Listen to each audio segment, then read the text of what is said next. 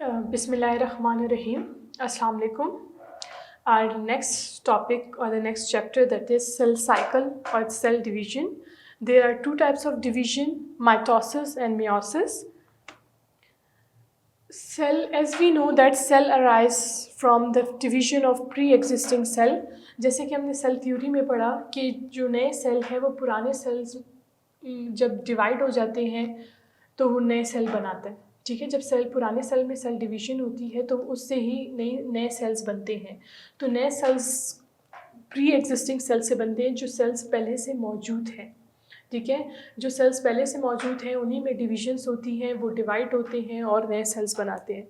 Procedure is called cell cycle. और जिस procedure से गुज़र के सेल अपने आप को डिवाइड करता है इसे कहा जाता है सेल साइकिल। सेल साइकिल में मुख्तलिफ स्टेजेस आती हैं जिससे होकर सेल गुजरता है और फिर सेल एक से दो सेल्स में तब्दील हो जाता है या एक सेल 4 सेल नए सेल बनाता है। इसे कहा जाता है सेल साइकिल और सेल डिवीजन। माइटोसिस एक तरह का सेल डिवीजन है और meiosis is another type of cell division. Cell दो तरह से अपने आप को डिवाइड करता है। एक माइटोसिस है एक काइंड ऑफ सेल डिवीजन और एक दूसरी काइंड ऑफ सेल डिवीजन है दैट इज़ कॉल्ड मियोसिस। जो माइटोसिस सोमैटिक सेल्स में होता है और बॉडी सेल्स, जो नॉर्मली सारे बॉडी सेल्स में माइटोसिस होता है।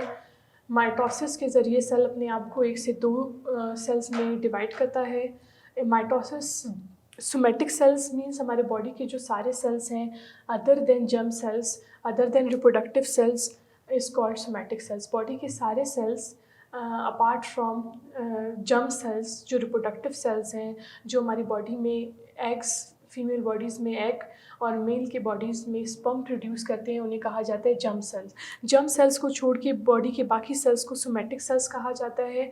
और वो सेल्स जो बॉडी में एग और स्पर्म प्रोड्यूस करते हैं, गैमीट्स प्रोड्यूस करते हैं, उन्हें जर्म सेल्स कहा जाता है। जैसे कि ये सेल्स मौजूद हैं फीमेल्स के ओवरी में, फीमेल रिप्रोडक्टिव सिस्टम में, जिसकी वजह से फीमेल रिप्रोड्यूस कर सकते हैं, ऑफस्प्रिंग बेबीज़ को ऑफस्प्रिंग या बेबीज़ रिप्रोड्यूस कर सकते हैं, रिप्रोडक्शन कर सकते हैं। और मेल्स में जो है मेल रिप्रोडक्टिव ऑर्गन टेस्टस में ये स्पर्म्स बनाने वाले जो सेल्स होते हैं उन्हें जर्म सेल्स कहा जाता है। और उनमें मियोसिस होती है, एक ऐसी सेल डिवीजन जिसमें एक पेरेंट सेल जो है 4 डॉटर सेल्स में डिवाइड होता है। So we will be studying these kinds of division in detail in next. Eukaryotic cell cycle. ठीक है, ये जो हम माइटोसिस और मियोसिस का जिक्र कर रहे हैं ये यूकैरियोटिक सेल्स में होता है। दो किस्म की सेल डिविजन्स हैं बिकॉज वी नो दैट जो प्रोकैरियोटिक सेल्स हैं वो यूनिसेलुलर हैं, बैक्टीरियाज जो हैं वो यूनिसेलुलर हैं, वो बाइनरी फिजन से एक सेल 2 पार्ट्स में डिवाइड हो जाता है, इक्वली डिस्ट्रीब्यूट करता है अपने सेल ऑर्गेनल्स और एक से 2 सेल्स बन जाते हैं। इस तरह वो रिप्रोड्यूस करता है, अपने जैसा एक और लिविंग ऑर्गेनिज्म बनाता है through binary fission, a kind of cell division. जबकि जो यूकैरियोटिक सेल्स हैं उनमें मुख्तलिफ़ किस्म से सेल डिवाइड होता है। Cell grows, DNA is replicated. ठीक है, यूकैरियोटिक सेल में एक सेल नॉर्मली ग्रो करता है। ठीक है, एक नॉर्मल मैच्योर होने के बाद जब सेल एक प्रॉपर साइज़ में आ जाता है, फुली मैच्योर हो जाता है, वो सेल फिर DNA इज़ रेप्लिकेटेड, उसका DNA की एग्जैक्ट कॉपी बनती है। Replication means the word replica means exact copy. ठीक है, copy similar to the original one. अब ओरिजिनल कॉपी जैसा एक और कॉपी बनने को DNA रेप्लिकेशन कहा जाता है। जो हमारा जेनेटिक मटीरियल DNA है जो कि मुख्तलिफ कैरेक्टरिस्टिक्स ट्रांसफ़र करता है फ्रॉम पेरेंट टू ऑफस्प्रिंग, वो DNA की एग्जैक्ट कॉपी बनती है during cell division. Mitotic cell division produce daughter cells identical to the parents. जब माइटोटिक सेल डिवीजन होती है, माइटोसिस होती है किसी भी सेल में, वो 2 डॉटर सेल्स बनाता है। एक पेरेंट सेल डिवाइड होकर 2 सेल्स में 2 डॉटर सेल्स बनाएगा और डॉटर सेल्स बिल्कुल अपने पेरेंट सेल जैसे होंगे। ठीक है, वो सेल जो डिवाइड हो रहा है that is called parent cell, और जो सेल डिवाइड होके नए सेल्स बने हैं उन्हें डॉटर सेल्स कहा जाता है। तो जो नए सेल्स बनते हैं वो बिल्कुल वैसे ही होंगे जैसे पुराना सेल था। Different from eukaryotic cells have more DNA on many linear chromosomes. How many do humans have? ठीक है, हम जैसे यूकैरियोटिक सेल्स हैं हमारे, हम इंसान जो है ह्यूमन बींग्स हैं, हमारे अंदर 46 क्रोमोसोम्स हैं और ये 46 chromosomes basically they are the DNAs that coil themselves, then they wrap the DNAs wrapped themselves on the stone proteins. Chromosomes कैसे बनते हैं? बेसिकली जब DNA अपने आप को रैप करता है, कॉइल करता है, अपने आप को लपेटता है स्टोन प्रोटीन्स के ऊपर, तो एक क्रोमोसोम की शक्ल ले लेता है। So basically chromosomes are the stone proteins and DNA, the genetic material DNA। तो हमारे पास 46 क्रोमोसोम्स हैं। The timing of replication and cell division is highly regulated. वो मुख्तलिफ लिविंग ऑर्गेनिजम्स में मुख्तलिफ टाइमिंग्स में एक सेल डिवाइड होता है और नए सेल्स बनते हैं। जैसे कि जो ईस्ट है, वो ईस्ट का जो सेल है, एक यूनिसेलुलर फंगस, वो लेता है 90 मिनट्स में वो डिवाइड हो जाता है। ठीक है, 90 मिनट्स में वो डिवाइड हो जाता है, जबकि एक ह्यूमन सेल्स जो है वो 24 आवर्स लेता है। Now eukaryotic cell cycle, 2 major phases हैं। अगर हम देखें तो माइटोसिस में एक इंटरफेस आता है जो 3 स्टेज्ड है, जिसमें 3 स्टेजेस हैं। एक G1 फेस है, that is known as the G1 phase. एक हमारे पास है G2 phase and that is S phase. जो इंटरफेस है इसमें 3 स्टेजेस आते हैं, G1 phase, S phase and G2 phase. जो हमारे पास माइटोटिक डिवीजन है वो उसमें 4 स्टेजेस हैं प्लस साइटोकाइनेसिस है। 4 स्टेजेस में आएगा prophase, anaphase, metaphase, telophase and then comes cytokinesis. Cytokinesis is basically the division of the cell membrane and the cell wall and the cytoplasm। ठीक है, सेल की डिवीजन है। एंड कैरियोकाइनेसिस वर्ड यूज होता है for the division of the genetic material और the nucleus. The word karyo is use for the nucleus. पहले nucleus divide होता है, न्यूक्लियस के अंदर जो जेनेटिक मटेरियल है, क्रोमोसोम्स हैं, वो डिवाइड होंगे और उसके बाद जो है ना सेल डिवाइड होगा। So the division of the nucleus and the genetic material is called karyokinesis. जब एक सेल डिवाइड होता है that is called cytokinesis. Interface, interface जो है माइटोसिस का जो इंटरफेस है वो डिवाइड हुआ है 3 स्टेजेस में, G1 phase, S phase and G2 phase. जो G1 फेस है,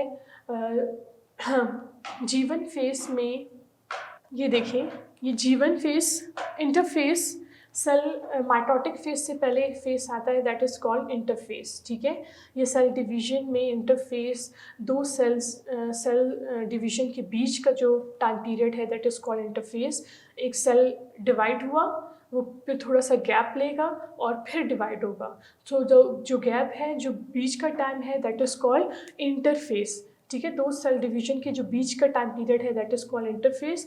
इस फेस में सेल अपने आप को प्रिपेयर करता है, सेल अपनी तैयारी करता है फिर से डिवाइड होने के लिए। जो सेल को जिन चीज़ों के लिए प्रिपेयर होना है, जिन चीज़ों की तैयारी करनी है सेल को वापस डिवाइड होने के लिए, उस फेस को कहा जाता है इंटरफेस। और ये जो इंटरफेस है, ये जो टाइम पीरियड है, इसको 3 स्टेजेस में डिवाइड किया गया है। The first one is known as G1 phase, also known as gap 1।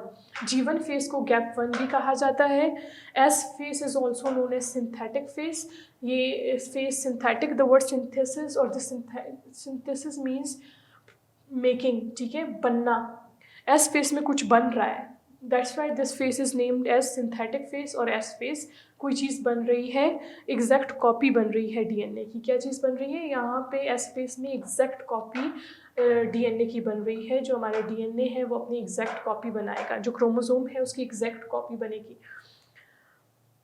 G2 phase is also known as the gap 2। ठीक है, is the second gap. And G1 phase में क्या होता है? Cell grows in size. इस phase में cell अपने size में ग्रो करता है, सेल बड़ा होता है साइज में और एक मैच्योर फॉर्म में आ जाता है। जब सेल फुली लार्ज साइज का हो जाएगा तभी सेल रेडी है फिर से सेल डिवीजन के लिए। ऑर्गेनल्स रेप्लिकेटेड, इस फेस में क्या होता है? सेल के अंदर जो मुख्तलिफ सेल ऑर्गेनल्स हैं such as mitochondria, endoplasmic reticulum, Golgi bodies, ribosomes, ये सारे सेल ऑर्गेनल्स, सेल के जो पार्ट्स हैं, ये अपनी एग्जैक्ट कॉपीज़ बनाएंगे। क्यों? जैसे कि एक हम लोग घर है उसे 2 पोर्शंस में डिवाइड करना चाह रहे हैं, तो 2 पोर्शंस में डिवाइड करने के लिए हम घर के दोनों तरफ ये देखेंगे कि दोनों तरफ वॉशरूम्स हैं, दोनों तरफ किचन्स हैं, दोनों की तरफ इक्वल रूम्स हैं या नहीं हैं। अगर नहीं है तो हम दूसरी तरफ के लिए भी वॉशरूम बनाएंगे, दूसरी तरफ के लिए किचन बनाएंगे, और एक तरफ कमरे हैं दूसरी तरफ नहीं है तो उस तरफ भी हम कमरे बनाएंगे, ताकि दोनों पोर्शंस में इक्वल चीज़ें हों, उसके बाद घर डिवाइड हो सकता है। इसी तरह एक सेल अपने आप को जब डिवाइड करता है तो ऐसे नहीं है कि एक सेल एक सेल से दो मज़ीद सेल डॉटर सेल्स में बनना है, तो दोनों के पास इक्वल चीज़ें जाएँ। इसीलिए सेल के जो हिस्से हैं, जो पार्ट्स हैं, वो पहले अपनी एग्जैक्ट कॉपीज़ बनाएंगे। ठीक है, माइटोकॉन्ड्रिया है तो एक और माइटोकॉन्ड्रिया बनेगा, अगर राइबोसोम है तो राइबोसोम, एग्जैक्ट राइबोसोम और भी बनेंगे। एंडोप्लाज्मिक रेटिकुलम है, वो अपने आप को रेप्लिकेट करके, अपने आप को डिवाइड करके अपनी एग्जैक्ट कॉपी बनाएगा, अपने जैसा एक और एंडोप्लाज्मिक रेटिकुलम बनाएगा। और इसी तरह सारे जो सेल ऑर्गेनल्स हैं, सेल के अंदर के पार्ट्स हैं, वो अपनी एग्जैक्ट कॉपीज़ बनाएंगे अपने जैसे, और एंडोप्लाज्मिक रेटिकुलम, माइटोकॉन्ड्रिया, राइबोसोम्स वगैरह बनेंगे। जब ये बनेंगे तभी एक सेल डिवाइड हो सकता है। तो G1 फेस में ये चीज़ें होती हैं। देन एस फेस में जो सबसे इम्पॉर्टेंट चीज़ है, जो न्यूक्लियस के अंदर हमारी क्रोमोसोम्स मौजूद हैं। Chromosome is the stone protein around which DNA is quite, एक स्टोन प्रोटीन जिसके इर्द गिर्द जिस पे DNA लपेटता है अपने आप को, ताकि वो अपने आप को एक छोटे से न्यूक्लियस के अंदर मैनेज कर सके, अरेंज कर सके। तो इसको कहा जाता है क्रोमोसोम। तो जब क्रोमोसोम्स हमारे, जैसे अगर हम इंसानों की बात करें, ह्यूमन बींग्स की बात करें, तो इंसानों में 46 क्रोमोसोम्स हैं। ठीक है, एस फेस में क्या होता है, हर एक क्रोमोसोम अपनी एग्जैक्ट कॉपी बनाएगा। तो इस तरह 46 क्रोमोसोम्स हैं, तो हमारे पास टोटल 92 क्रोमोसोम्स बनेंगे। 92 क्रोमोसोम इसलिए बनेंगे ताकि जो एग्जैक्ट कॉपीज़ हैं वो जब अलग होंगे तो अलग अलग 46 क्रोमोसोम एक डॉटर सेल में जाएंगे और 46 क्रोमोसोम एक डॉटर सेल में जाएंगे। ये एस फेस बहुत ही इंपॉर्टेंट फेस है, क्योंकि अगर क्रोमोसोम अपनी एग्जैक्ट कॉपी नहीं बनाएगा, अगर 46 क्रोमोसोम्स ही रहे, यहाँ पे DNA की एग्जैक्ट कॉपी नहीं बनी, तो क्या होगा कि 46 क्रोमोसोम्स में से 23 क्रोमोसोम्स एक में जाएंगे और 23 क्रोमोसोम एक डॉटर सेल में जाएंगे। तो इस तरह डॉटर सेल्स में क्रोमोसोमल नंबर हाफ हो जाएगा। ठीक है, पेरेंट्स में अगर 46 है तो डॉटर में 23 हो जाएंगे, और ये 23 वाला क्रोमोसोम वाला सेल जब मज़ीद डिवाइड होगा तो उसका नंबर, क्रोमोसोमल नंबर और मज़ीद हाफ हो जाएगा, आधा हो जाएगा। ठीक है, इस तरह तो क्रोमोसोम्स का नंबर कम से कम होता जाएगा। इसीलिए ये फेस बहुत ही इंपॉर्टेंट है, ताकि जो क्रोमोसोमल नंबर है वो माइटोसिस में, जब बॉडी के सेल्स में डिवीज़न होती है, वो क्रोमोसोमल नंबर सेम रहे। अगर पेरेंट में 46 है तो डॉटर सेल्स में भी 46 क्रोमोसोम्स ही ट्रांसफ़र हों। इसलिए यहाँ पे एस फेस में जो क्रोमोसोम है वो अपनी एग्जैक्ट कॉपी बनाएगा पहले, ताकि जब वो डिवीज़न हो तो एक equal number of chromosomes daughter cells में ट्रांसफ़र हो, 46 एक में, 46 दूसरे डॉटर सेल्स में। Then comes G2 phase. इस फेस में क्या होगा, सिंथेसिस ऑफ प्रोटीन्स, जो सारे इंपॉर्टेंट प्रोटीन्स जो रिक्वायर्ड है सेल डिवीजन के लिए, सेल को डिवाइड करने के लिए जो भी प्रोटीन्स की ज़रूरत है, जिन जिन प्रोटीन्स की ज़रूरत है, वो G2 फेस में बनते हैं। स्पेशली जो सेंट्रियोल्स हैं, जो माइक्रोट्यूब्यूल से मिलके बना है, वो स्पिंडल फाइबर्स बनाएंगे, थ्रेड लाइक स्ट्रक्चर्स बनाएंगे। जो थ्रेड लाइक स्ट्रक्चर्स हैं, स्पिंडल फाइबर्स जिन्हें कहा जाता है, वो जाके क्रोमोसोम्स के साथ अटैच होंगे, और क्रोमोसोम्स को दो पेयर ऑफ क्रोमोसोम जो एग्जैक्ट कॉपी बनी थी क्रोमोसोम की ड्यूरिंग एस फेस, उनको अलग करेंगे ताकि वो अलग अलग डॉटर सेल्स में ट्रांसफ़र हो सके। तो जो स्पिंडल फाइबर्स हैं, जो थ्रेड लाइक स्ट्रक्चर है जिनका, वो इस फेस में बनते हैं, बेसिकली G2 फेस में। इसे हम आगे डिस्कस करते हैं। Now this is mitosis. ठीक है, माइटोसिस क्या चीज़ है, ऐसी डिवीजन जो सोमैटिक सेल्स में होती है, नॉन रिप्रोडक्टिव सेल्स में होती है। हमारी बॉडी के वो सारे सेल्स जो कि हमारी ग्रोथ के लिए इन्वॉल्व हैं, जो हमारी ग्रोथ के लिए रिस्पॉन्सिबल है, वहाँ रिप्रोडक्शन का कोई काम नहीं है। ठीक है, जो बॉडी सेल्स हैं, जो हमारी पूरी बॉडी के सेल्स हैं, उन्हें सोमैटिक सेल्स कहा जाता है। उनमें सेल डिवीजन माइटोसिस के ज़रिए होती है। In eukaryotic organisms, a single cell division into 2 identical daughter cells. इसमें क्या होता है कि एक पेरेंट सेल है, वो अपनी न्यूक्लिक जो इनहेरिटेड मटेरियल क्रोमोसोम है उसकी एग्जैक्ट कॉपी बनाएगा। ठीक है, ये देखिए, ये एक सिंगल स्टैंड, ये जो सिंगल स्टैंड है, it is 1 chromosome. Curing S phase, जो इंटरफेस का एस फेस है उसमें उसने अपनी एग्जैक्ट कॉपी बनाई और वो एग्जैक्ट कॉपी एक पॉइंट पे क्रोमोसोम के साथ अटैच है। ये इस क्रोमोसोम ने भी अपनी एग्जैक्ट कॉपी बनाई ड्यूरिंग एस फेस, और फिर उसके बाद ये डॉटर सेल जो है, पेरेंट सेल जो है जी, माइटोसिस एक ऐसी सेल डिवीजन है जिसमें एक पेरेंट सेल जो है डिवाइड हो जाता है इनटू टू डॉटर सेल्स, ठीक है।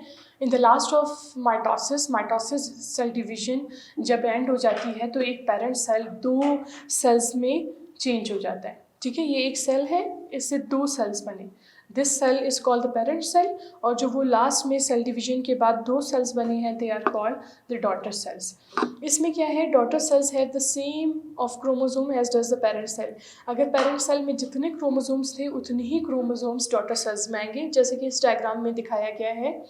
यहाँ पे दो क्रोमोसोम्स हैं, तो in the daughter cells as well the daughter cells also have the two chromosomes, उनमें भी और एक डॉटर सेल में भी दो क्रोमोसोम्स हैं, ठीक है, क्योंकि इन क्रोमोसोम्स ने अपनी एग्जैक्ट कॉपी बनाई during S phase. Synthetic phase में इन क्रोमोसोम्स ने पहले अपनी एग्जैक्ट कॉपी बनाई और फिर वो कॉपीज अलग हुए ड्यूरिंग सेल डिविजन्स, और equal number of chromosome transfer हुए into the daughter cells, into two daughter cells. So in short, mitosis एक ऐसी सेल डिवीजन है जिसमें पेरेंट सेल डिवाइड हो जाता है टू डॉटर सेल्स में, और जितने क्रोमोसोम्स पेरेंट सेल में हैं उतने ही क्रोमोसोम्स डॉटर सेल्स में ट्रांसफ़र होंगे। और माइटोसिस एक ऐसा सेल डिवीजन है जो हमारी पूरी बॉडी सेल्स में होती है, ठीक है, अदर देन जर्म सेल्स जो कि सेक्स सेल्स हैं जो गैमीट फॉर्मेशन में इन्वॉल्व हैं। उन जर्म सेल्स के अलावा बॉडी की जो बाकी जितने भी सेल्स हैं उनमें माइटोसिस होती है। Now we will be discussing the different stages of mitosis।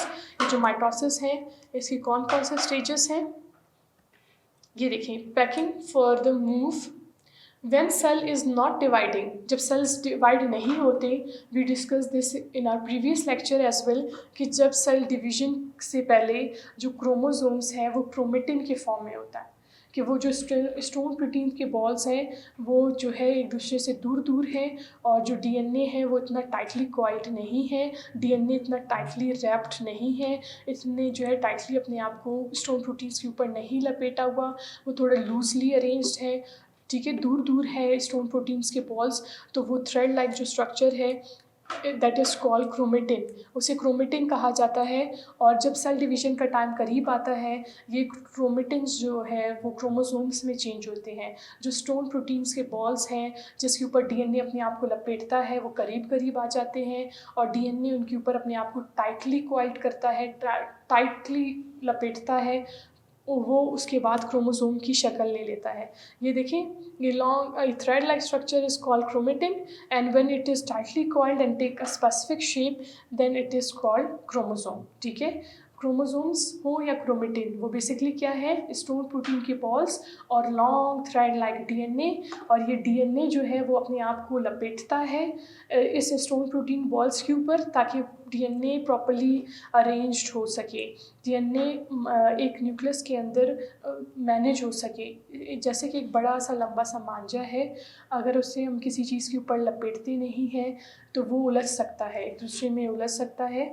तो इसीलिए उसको प्रॉपर अरेंज करने के लिए डीएनए भी एक लॉन्ग थ्रेड लाइक स्ट्रक्चर है, वो अपने आप को अरेंज करने के लिए ताकि वो आपस में उलझे ना, इसीलिए वो स्टोन प्रोटीन्स के बॉल्स के ऊपर अपने आप को लपेटता है। डीएनए कॉइल्ड है, लिपटा हुआ है स्टोन प्रोटीन्स बॉल के ऊपर।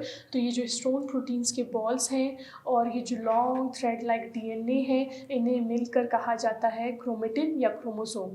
जब ये स्टोन प्रोटीन्स के बॉल जिसके ऊपर डीएनए अपने आप को लपेटता है वो अगर दूर दूर हो और डीएनए इतना ज़्यादा टाइटली कॉइल्ड ना हो, इतना ज़्यादा टाइटली लिपटा हुआ ना हो स्टोन प्रोटीन्स की बॉल्स के ऊपर, तो इसे क्रोमेटिन कहा जाता है।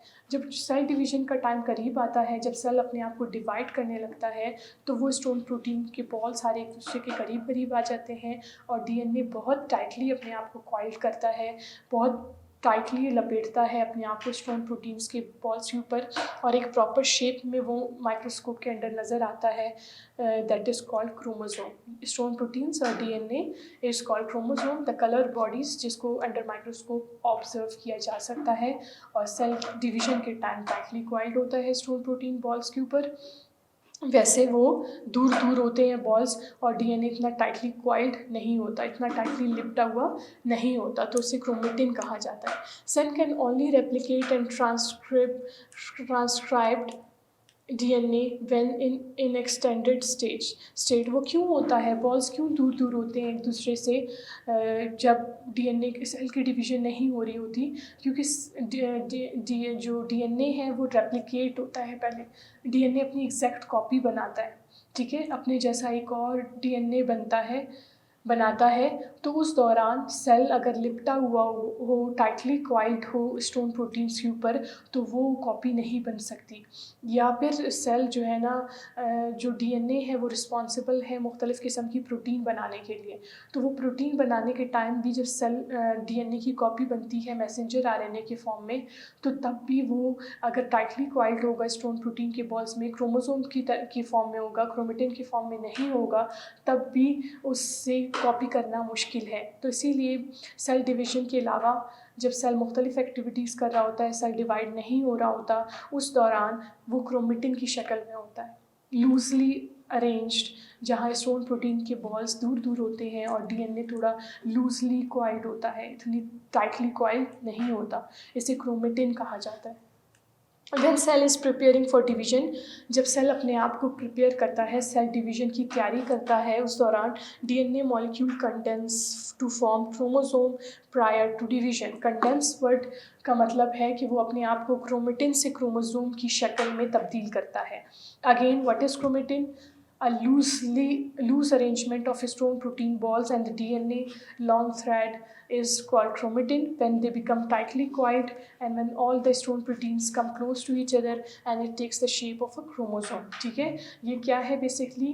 क्रोमेटिन हो या क्रोमोसोम, ये स्टोन प्रोटीन के बॉल्स हैं और DNA long thread like DNA है, ठीक है। एक डीएनए जेनेटिक मटेरियल हमारा जो एक लंबा लॉन्ग थ्रेड लाइक स्ट्रक्चर है, ये अपने आप को मैनेज करने के लिए ताकि आपस में उलझे ना, ये अपने आप को स्टोन प्रोटीन बॉल्स के ऊपर लपेटता है। तो ये जब लपेटता है और जब लूजली अरेंज्ड है, जब स्टोन प्रोटीन के बॉल्स जिस पर डीएनए अपने आप को लपेट रहा है वो थोड़े दूर दूर है और इनके बीच में गैप है, तो इसे क्रोमेटिन कहा जाता है। जब सारे स्टोन प्रोटीन के बॉल्स एक दूसरे के करीब आ जाते हैं और डीएनए अपने आप को बिल्कुल टाइटली क्वाइल्ड कर देता है, तो वो क्रोमोसोम कहलाता है। कंडेंसेशन का मतलब है या कंडेंस का मतलब है कि क्रोमेटिन जो है क्रोमोसोम में चेंज हो जाता है जब सेल अपने आप को डिवाइड होने के लिए प्रिपेयर करता है। जब सेल डिवीजन के लिए तैयार होता है, अपने आप को डिवाइड करने के लिए प्रिपेयर होता है, तो सेल अपने क्रोमेटिन को क्रोमोसोम में चेंज कर देता है। Each chromosome is a single molecule of DNA. Chromosome क्या है? एक सिंगल मॉलिक्यूल है डीएनए का, एक जेनेटिक मटेरियल डीएनए है जो कि स्टोन प्रोटीन्स के ऊपर लिपटा हुआ है, टाइटली क्वाइल्ड है। Easier to sort and organize the replicated DNA into daughter cells. फिर जब ये क्रोमोसोम की शक्ल में होता है, टाइटली क्वाइल्ड होता है स्टोन प्रोटीन्स के ऊपर डीएनए, तो ये क्या हो सकता है कि जो इसकी एग्जैक्ट कॉपी है, जो रेप्लिकेटेड कॉपी है, जो इसने एस फेस में अपनी एग्जैक्ट कॉपी बनाई थी रेप्लिकेशन के ज़रिए, अपने आप को डीएनए ने अपनी एग्जैक्ट कॉपी बनाई, that is called the replica of DNA. जो डीएनए की एग्जैक्ट कॉपी बनी थी एस फेस में, सिंथेटिक फेस में, इंटरफेस के, वो आसानी से अलग हो सकता है और दो डॉटर सेल्स में जा सकता है जब क्रोमोसोम की शक्ल में होता है डीएनए। माइटोसिस। अब माइटोसिस जो है, जो सेल डिवीज़न है, वो इंटरफेस के बाद एक इंटरफेस है सेल साइकिल में और एक है माइटोटिक फेस। अब माइटोटिक फेस जो है वो फर्दर डिवाइडेड है 4 फेजेस में। First phase is known as prophase, the second phase is called the metaphase, the third phase is called the anaphase, and the fourth phase is called the telophase. And after that, a cell of a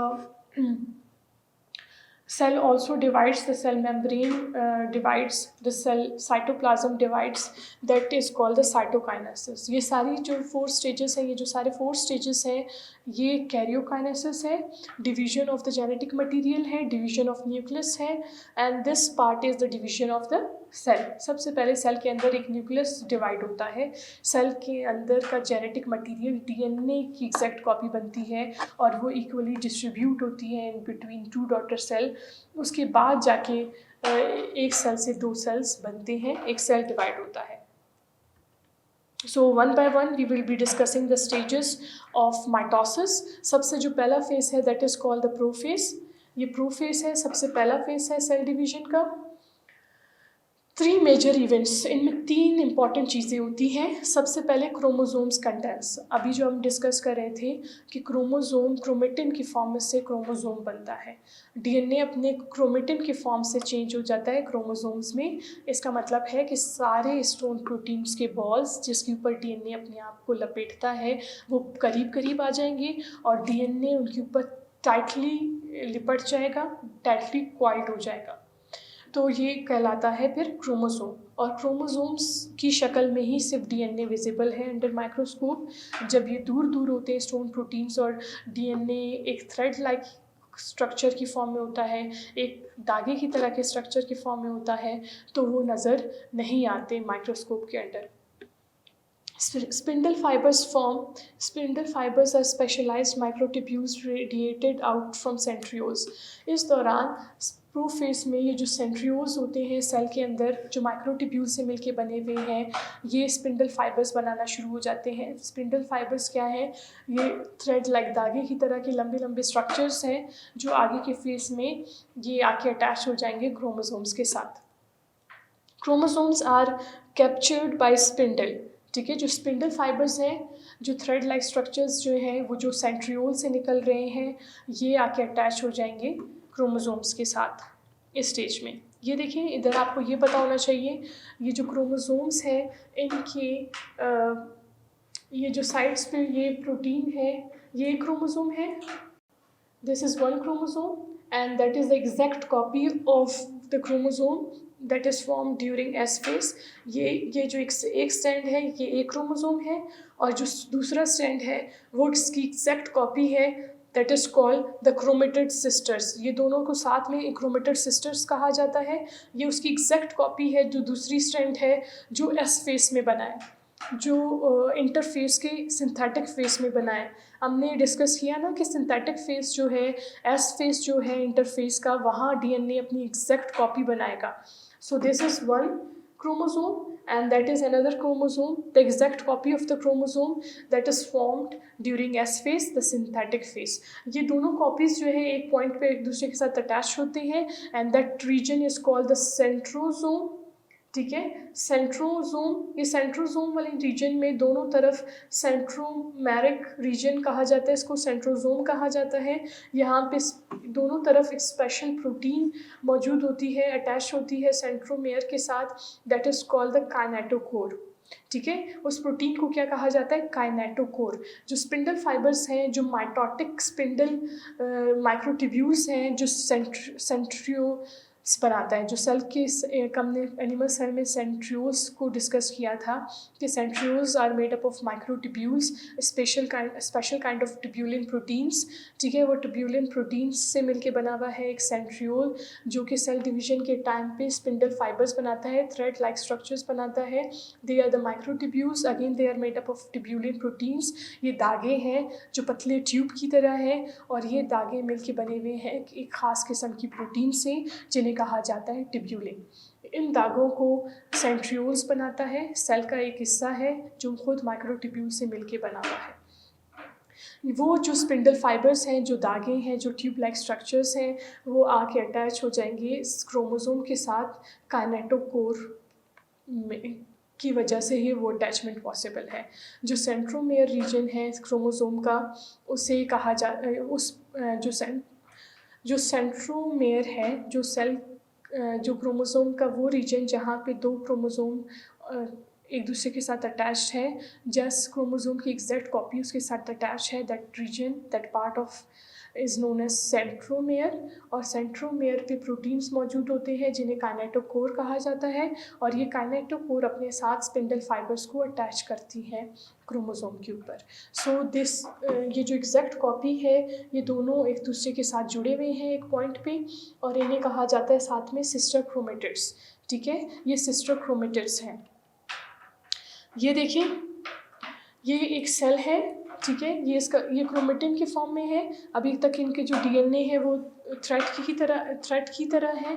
इनके stone proteins और DNA जो है ना, stone proteins जिनके ऊपर DNA अपने आप को लपेटता है वो एक दूसरे से दूर दूर है, और जो डीएनए है वो इस तरह दागे की तरह दिखता है। अंडर माइक्रोस्कोप वो नज़र नहीं आता इस तरह जब वो अपने स्पेस में होता है।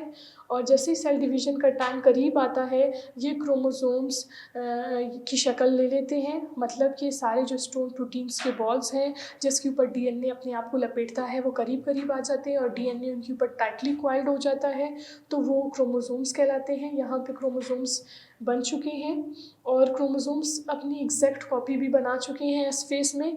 जो डीएनए है वो अपने आप को रेप्लिकेट करता है, अपने आप को अपनी एग्जैक्ट कॉपी बनाता है एस फेस में। तो यहाँ पे ये एक डीएनए है, और एस फेस में इसकी एक एग्जैक्ट कॉपी बन चुकी है। ये एक डीएनए है, इसकी एग्जैक्ट कॉपी बन चुकी है। वही डीएनए जब टाइटली क्वाइल्ड हो जाता है स्टोन प्रोटीन्स के ऊपर तो क्रोमोसोम कहलाता है। एक क्रोमोसोम अपनी एग्जैक्ट कॉपी जो है के साथ अटैच्ड है, and that is called the sister chromatids. ठीक है, ये देखिए, ये एक क्रोमोसोम है, इसकी एग्जैक्ट कॉपी साथ में उसकी अटैच है एक पॉइंट पे। That point where the exact copy attach to the original copy is called centromere, और वहाँ पे प्रोटीन्स मौजूद हैं जिन्हें काइनेटोकोर कहा जाता है। और जो स्पिंडल फाइबर्स निकल रहे हैं, जो थ्रेड लाइक स्ट्रक्चर्स निकल रहे हैं सेंट्रोमेयर से, जो कि सेल का एक हिस्सा है, उन्हें कहा centromere spindle fibres thread like structures बनाते हैं जिन्हें स्पिंडल फाइबर कहा जाता है। ये ट्यूब्यूलिन प्रोटीन से मिलके बने हुए हैं। वो थ्रेड लाइक स्ट्रक्चर्स जाके अटैच हो जाते हैं काइनेटोकोर के साथ। जो प्रोटीन क्रोमोसोम्स पर मौजूद है काइनेटोकोर, उसके साथ जाके स्पिंडल फाइबर्स अटैच हो जाते हैं। वहाँ पे आप एक और चीज़ देख सकते हैं, स्पिंडल फाइबर्स भी बन रहे हैं और क्रोमोसोम्स एग्जैक्ट कॉपी उसके साथ अटैच्ड है, लेकिन न्यूक्लियर मेम्ब्रेन नज़र आ रहा है। ठीक है, इस डायग्राम में अभी तक न्यूक्लियर मेम्ब्रेन नज़र आ रहा है, लेकिन ये न्यूक्लियर मेम्ब्रेन इस डायग्राम में नज़र नहीं आ रहा। और वहाँ पे ब्लू कलर का जो है, that round this part, this is basically the nucleolus. Nucleus के अंदर जो एक डार्क सर्कल रीजन है, that is called nucleolus, and this part is the nuclear membrane. Nucleus के ऊपर जो कवर है, nuclear membrane is the cover of the nucleus. एक आउटर बाउंड्री है जो कि क्रोमोसोम्स को और न्यूक्लियोलस को कवर कर रही है। तो ये मेम्ब्रेन जो है, जो न्यूक्लियर मेम्ब्रेन है, वो सेल डिवीज़न के टाइम डिसअपेयर हो जाती है, ख़त्म हो जाती है। ये न्यूक्लियर मेम्ब्रेन टूट जाता है और ये बिल्कुल ख़त्म हो जाता है, और साथ में जो न्यूक्लियस के अंदर न्यूक्लियोलस है वो भी सेल डिवीज़न के टाइम ख़त्म हो जाता है। तो इसीलिए आपको इस डायग्राम में ना न्यूक्लियर मेम्ब्रेन नज़र आ रहा है और ना ही न्यूक्लियोलस नज़र आता है। ठीक है, इसका क्या मतलब है कि ड्यूरिंग प्रोफेज न्यूक्लियोलस सेल के अंदर जो एक डार्क रीजन है, that is made up of RNA and protein, ये डिसअपेयर हो जाता है, टूट जाता है।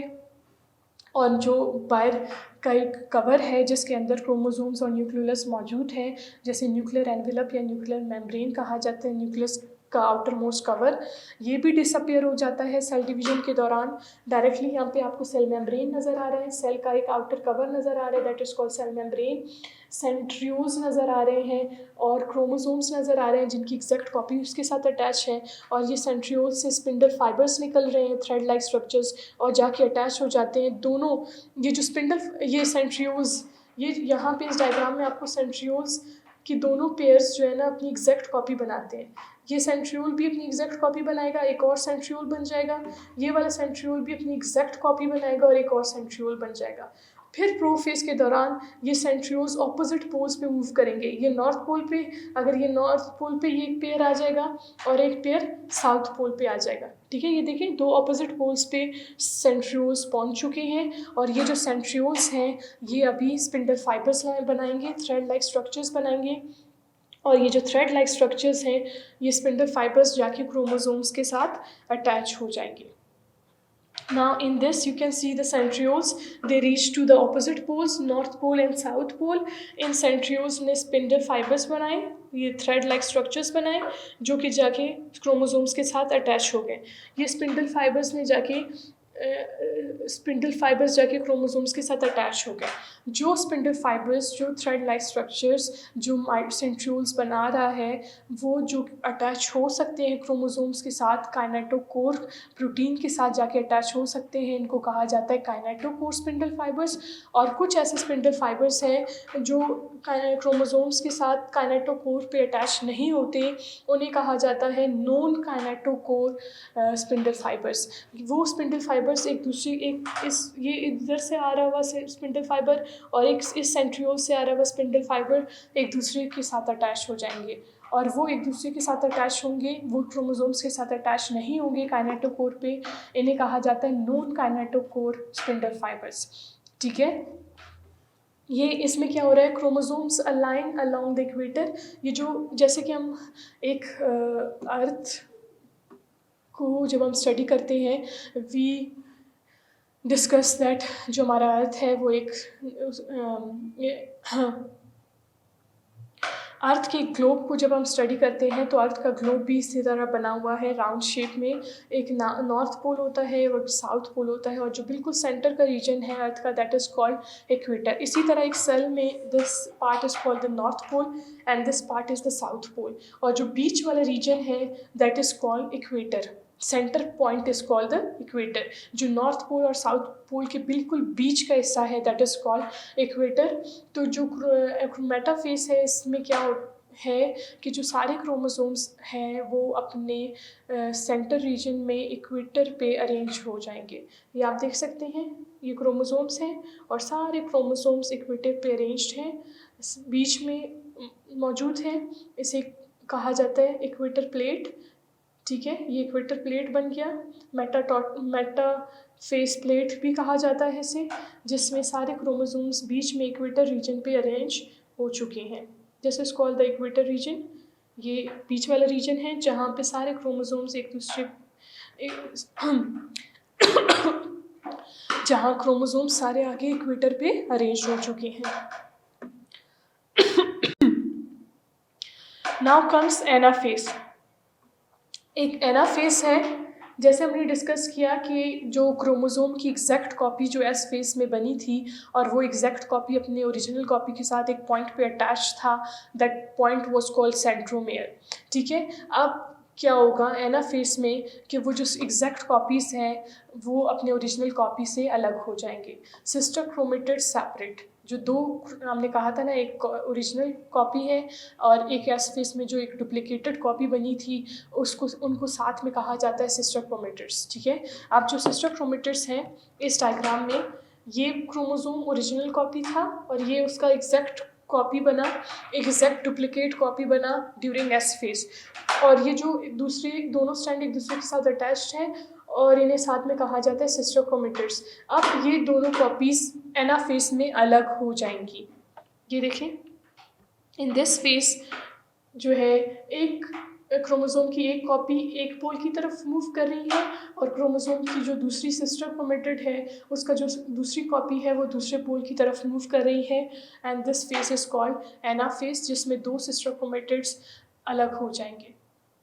ठीक है, सिस्टर कहा जा रहा है कि दो एग्जैक्ट कॉपीज़ थी डीएनए की जो साथ में एक पॉइंट पे अटैच थी, अब वो एक दूसरे से अलग हो जाएंगे. Spindle fibers attached to the kinetochore shortens and pull chromatids towards the pole. जो स्पिंडल फाइबर्स अटैच थे काइनेटोकोर के साथ क्रोमोसोम्स पे, तो क्रोमोसोम्स जो spindle fibres kinetochore spindle fibres थे वो जो है ना स्ट्रेच होंगे, ऊपर की तरफ खींचेंगे और दो सिस्टर क्रोमेटिड्स को अलग करेंगे. एक ये देखिए, ये वाले स्पिंडल फाइबर्स ऊपर की तरफ खींचेंगे, ये वाले स्पिंडल फाइबर्स स्ट्रेच होंगे, खींचेंगे नीचे की तरफ. तो जब दोनों तरफ से प्रेशर अप्लाई होगा तो ये जो दो सिस्टर क्रोमेटिड्स हैं ये दोनों स्ट्रैंड्स अलग हो जाएंगे एक दूसरे से. ये यहाँ पे इस डायग्राम में आपको नज़र आ रहा होगा कि क्रोमोसोम की जो एक कॉपी थी वो ऊपर चली गई और जो उसकी दूसरी कॉपी थी जो एस फेस में बनी थी वो नीचे आ गई. इस तरह सारे क्रोमोसोम अपने सिस्टर क्रोमेटेड कॉपी से अलग हो गए। जो फ्री स्पिंडल फाइबर्स थे lengthen and pushes poles of the cell apart, ठीक है। वो जो non kinetochore spindle fibres थे, वो जो ऑपोजिट पोल्स से स्पिंडल फाइबर्स आके एक दूसरे के साथ अटैच थे, वो और ज़्यादा लंबे हो जाएंगे और पुश करेंगे दोनों पोल्स को एक दूसरे से अलग अलग ऑपोजिट पोल्स की तरफ, क्रोमोसोम्स को और ज़्यादा पुश करेंगे, धकेलेंगे, क्रोमोसोम्स को ऑपोजिट पोल्स की तरफ धकेलना शुरू करेंगे। अब टीलोफेज में क्या होगा? टीलोफेज में स्पिंडल फाइबर डिसइंटीग्रेट। सबसे पहले टीलोफेज में जितने भी स्पिंडल फाइबर्स थे जिनका काम था क्रोमोसोम्स की कॉपीज़ को अलग करना, एक कॉपी को एक पोल की तरफ लेकर जाना, दूसरी कॉपी को दूसरी पोल की तरफ लेकर जाना।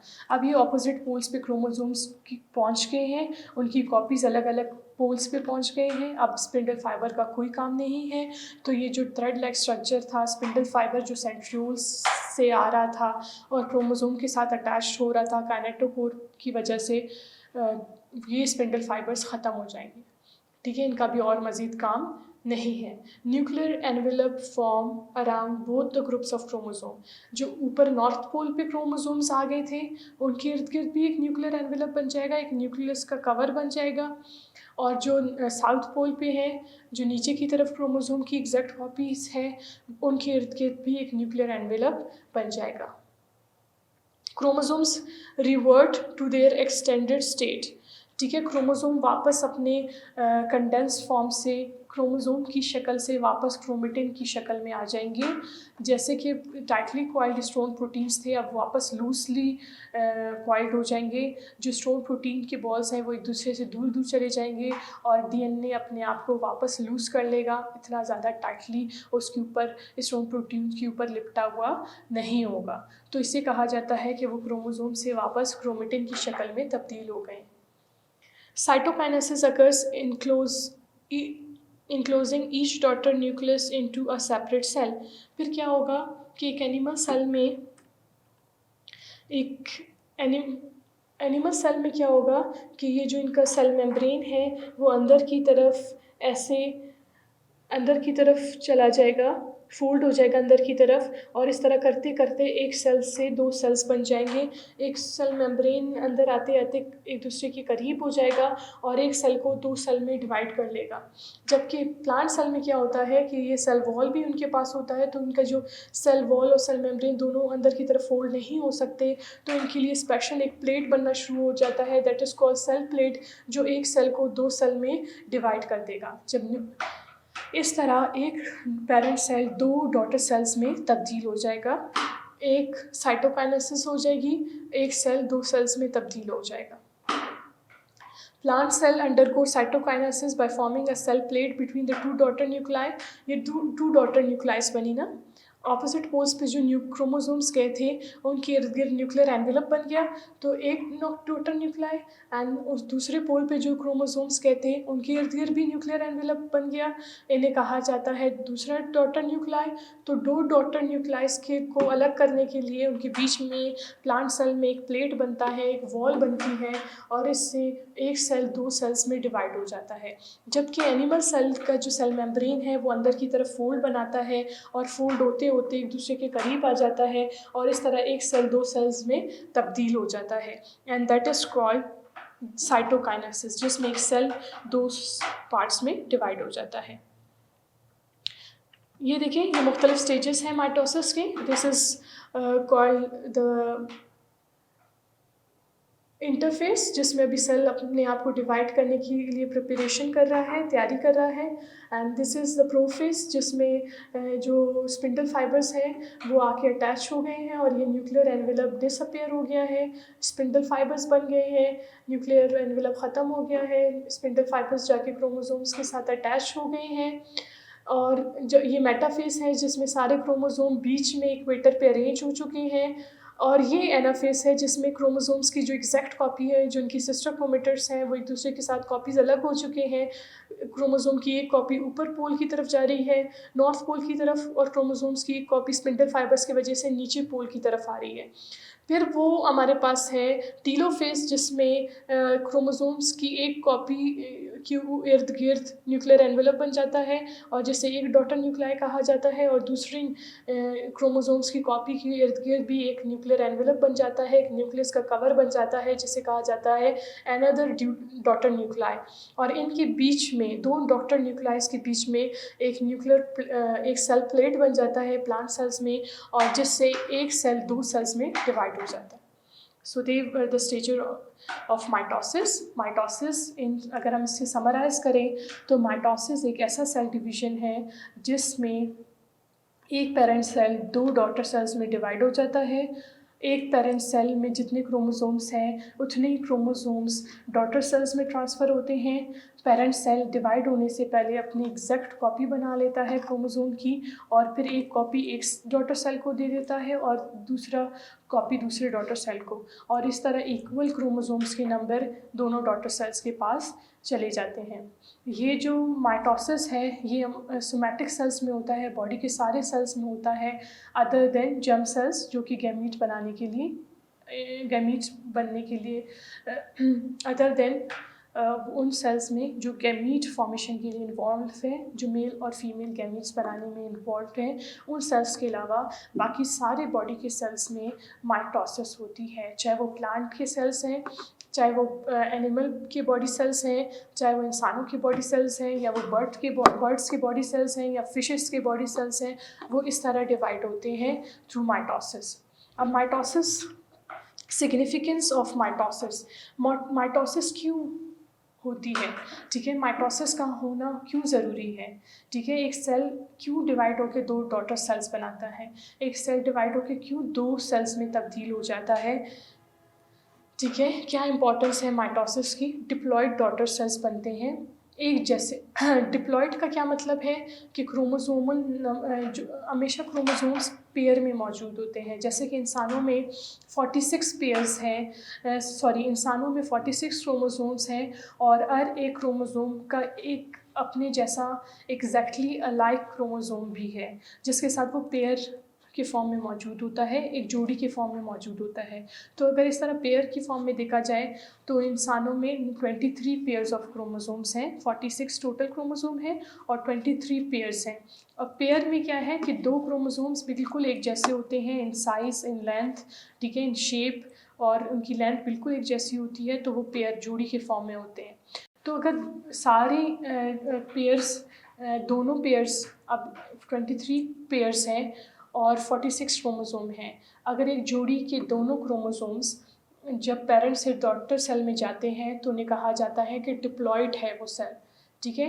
अब जोड़ी में दोनों क्रोमोसोम्स, जोड़ी के दोनों मेंबर्स क्रोमोसोम्स के वो ट्रांसफ़र हो रहे हैं डॉटर सेल में, तो इन्हें कहा जाता है डिप्लॉयड डॉटर सेल, ठीक है। हैप्लॉइड कब वर्ड यूज़ होता है, जब क्रोमोसोम पेयर के फॉर्म में मौजूद हो और एक पेयर एक डॉटर सेल में जा रहा है और जोड़ी का दूसरा पेयर दूसरे डॉटर सेल में जा रहा है, तो हम कहेंगे कि वो जो नए सेल्स बने हैं वो हैप्लॉइड हैं, उनमें दोनों पेयर्स, क्रोमोसोम्स के दोनों पेयर्स मौजूद नहीं हैं। जबकि डिप्लॉयड का मतलब है कि क्रोमोसोम्स के दोनों पेयर्स मौजूद हैं, क्रोमोसोम्स के दोनों जोड़ियाँ मौजूद हैं, so it is diploid. Mitosis में क्या होता है कि पेरेंट भी डिप्लॉयड होता है और उनसे जो दो सेल्स बने हैं वो भी डिप्लॉयड है। एग्जैक्ट नंबर ट्रांसफ़र हो रहे हैं ना, 46 क्रोमोसोम्स पेरेंट में थे तो दोनों डॉटर सेल्स में 46 क्रोमोसोम्स ट्रांसफ़र होंगे, क्योंकि हर एक क्रोमोसोम अपनी एग्जैक्ट कॉपी बना रहा है during S phase, synthetic phase, तो वो उसकी जो जोड़ी है वो भी अपनी कॉपी बना रहा है, जोड़ी जो पेयर्स हैं उनमें दोनों क्रोमोसोम अपनी एग्जैक्ट कॉपीज़ बना रहे हैं, और एग्जैक्ट कॉपीज़ बनने की वजह से 46 क्रोमोसोम्स एक सेल में जा रहे हैं और 46 क्रोमोसोम्स दोनों सेल में जा रहे हैं। तो वो जो डॉटर सेल्स हैं जो एक पेरेंट सेल्स से बने हुए हैं, नए सेल्स, दोनों नए सेल्स के पास दोनों पेयर ऑफ क्रोमोसोम्स होंगे, जिसकी वजह से इनको कहा जा रहा है डिप्लॉयड डॉटर सेल। जो नए सेल्स बने हैं वो दोनों, उनके पास क्रोमोसोम्स के दोनों पेयर्स हैं, ठीक है। वो जोड़ी के फॉर्म में क्रोमोसोम्स होते हैं हमारे सेल्स में, या फिर इंसानों में, या जानवरों में, प्लांट्स में, एनिमल्स में, और इनकी अगर जोड़ी के दोनों मेंबर्स मौजूद हैं क्रोमोसोम्स के तो वो डिप्लॉयड कहलाएगा वो सेल, और अगर जोड़ी का एक मेंबर है और एक नहीं है तो वो सेल हैप्लॉयड कहलाएगा। आइडेंटिकल नंबर ऑफ क्रोमोसोम्स, जितने क्रोमोसोम्स पेरेंट में थे उतने ही क्रोमोसोम्स डॉटर सेल्स में ट्रांसफ़र हुए। ग्रोथ, माइटोसिस क्यों होती है बॉडी में? हमारी ग्रोथ के लिए, ठीक है। जब से एक स्पर्म और एग फ्यूज़ हो जाता है, एक ज़ाइगोट बनता है, तो वो एक सिंगल सेल्ड है, ठीक है। ज़ाइगोट एक सिंगल सेल्ड है, और वो ज़ाइगोट से एम्ब्रियो का बनना, फिर एम्ब्रियो से कंप्लीट इंडिविजुअल का बनना, चाहे वो फ़िश, एक कंप्लीट फ़िश बनता है, या बर्ड बनता है, या प्लांट्स, पूरा एक प्लांट डेवलप होता है, एक सीड से, एक बीज से पूरा एक प्लांट बनता है। और एक इंसान जब छोटा सा बेबी होता है वो छोटा सा होता है, और उसके साथ वक्त के साथ साथ वो बड़ा हो जाता है। इसी तरह एक प्लांट, एक पौधा है, वो छोटा है, और एक टाइम आता है वक्त के साथ साथ वो बड़ा होता जाता है और वो एक दरख्त बन जाता है। इसी तरह फ़िश छोटा सा होता है और फिर कंप्लीट एक बड़ा फ़िश बन जाता है। बर्ड बिल्कुल छोटे सा चूज़ा होता है, जब वो निकलता है एग से, उसके बाद वक्त के साथ साथ वो बड़ा होता जाता है। तो वो सब किस वजह से होता है? क्योंकि सेल डिवाइड होते हैं। सेल, एक सेल से 2 सेल्स बनते हैं, फिर वो डॉटर सेल्स जो हैं वो बड़े होते हैं, वो फिर मज़ीद डिवाइड होते हैं। तो इस तरह 4 सेल्स में डिवाइड हो जाता है, एक सेल से 4 सेल्स बन गए, फिर उनमें मज़ीद और डिवीज़न होती जाएगी। तो इस तरह चारों सेल्स अपनी एग्जैक्ट एक और 2 डॉटर सेल्स में चेंज हो जाएंगे, तो 16 सेल्स बन जाएंगे। तो इस तरह करते करते करते एक लिविंग ऑर्गेनिज्म की ग्रोथ पॉसिबल है बिकॉज ऑफ माइटोसिस, ठीक है। सेल रिपेयर एंड रिप्लेसमेंट, हमारी बॉडी के सेल्स जब डैमेज हो जाएं, हमें कहीं चोट लग जाती है, या प्लांट सेल्स को कहीं से कोई इंसेक्ट सेल्स उनके डैमेज कर लेता है, या फिर किसी बर्ड को चोट लग जाती है, उसकी स्किन डैमेज हो जाती है, तो कुछ टाइम बाद वो हील हो जाती है, ठीक है। वो चोट जो है ना ठीक हो जाती है, वहाँ पे नई स्किन बननी शुरू हो जाती है। वो क्यों बनती है? क्योंकि पुराने सेल्स में डिवीज़न हो जाती है और नए सेल्स बनते हैं। ये भी माइटोसिस की वजह से हमारी जो चोट है वो ठीक हो जाती है, और जो है सेल्स वापस रिपेयर हो जाते हैं, रिप्लेस हो जाते हैं, नए सेल्स बनते हैं। लेयर ऑफ एपिडर्मिस, जो लेयर है, एपिडर्मिस लेयर है, प्लांट्स की आउटर मोस्ट लेयर है, या जो हमारी स्किन की आउटर मोस्ट लेयर है, वो माइटोसिस के ज़रिए वक्त के साथ साथ हमारी जो पुरानी स्किन है, डेड स्किन है, वो गिरती रहती है और नई स्किन बनती रहती है। It's all because of mitosis. Lining of gut, ये जो हमारा इंटेस्टाइन है, जो हमारा सारा डाइजेस्टिव ट्रैक है from mouth to large intestine, ये सारा इसके लाइनिंग जो है, जो इसके अंदर की जो लाइनिंग है, वो उनकी सेल्स की भी वक्त के साथ साथ डेथ होती है और नए सेल्स बनते जाते हैं, and that is also possible because of mitosis. Blood cells are replace, ठीक है। 120 डेज़ गुजारने के बाद जो हमारा रेड ब्लड सेल्स है वो उसको बॉडी ख़त्म कर देता है, तोड़ फोड़ देता है लिवर में, और नए सेल्स बनते हैं फिर बॉडी में माइटोसिस के ज़रिए। डिवीज़न इन मेरिस्टेमेटिक टिश्यूज़, जो प्लांट में मेरिस्टेमेटिक टिश्यूज़ हैं वो मुसलसल डिवाइड हो रहे हैं, नए सेल्स बना रहे हैं बिकॉज ऑफ माइटोसिस। रीजेनरेशन, जैसे कि स्टार फिश है, उसका एक आर्म अगर डैमेज हो जाए, ठीक है, वो एक स्टार फिश का एक आर्म जो है, एक हाथ या एक आप बोलो कि अपेंडिज जो है, एक हाथ जो है वो अगर डैमेज हो जाए, एक आर्म उसका डैमेज हो जाए, अलग हो जाए, तो वो कुछ अरसे के बाद वो अपना हाथ दोबारा बना सकता है, अपना आर्म रीजेनरेट कर सकता है बिकॉज ऑफ माइटोसिस, क्योंकि उनकी बॉडी के सेल्स में माइटोसिस होती है, सेल डिविजन्स होती है, बहुत सारे नए सेल्स बनते हैं, और वो अपना जो आर्म है, जो अपना हाथ है, वो वापस रीजेनरेट कर लेता है, फिर से बनाता है। Thank you so much. That was the end of the lecture. I hope it was clear to you कि माइटोसिस क्या चीज़ है और किस तरह एक सेल डिवाइड होता है और उसमें क्या क्या स्टेजेस हैं. Thank you so much.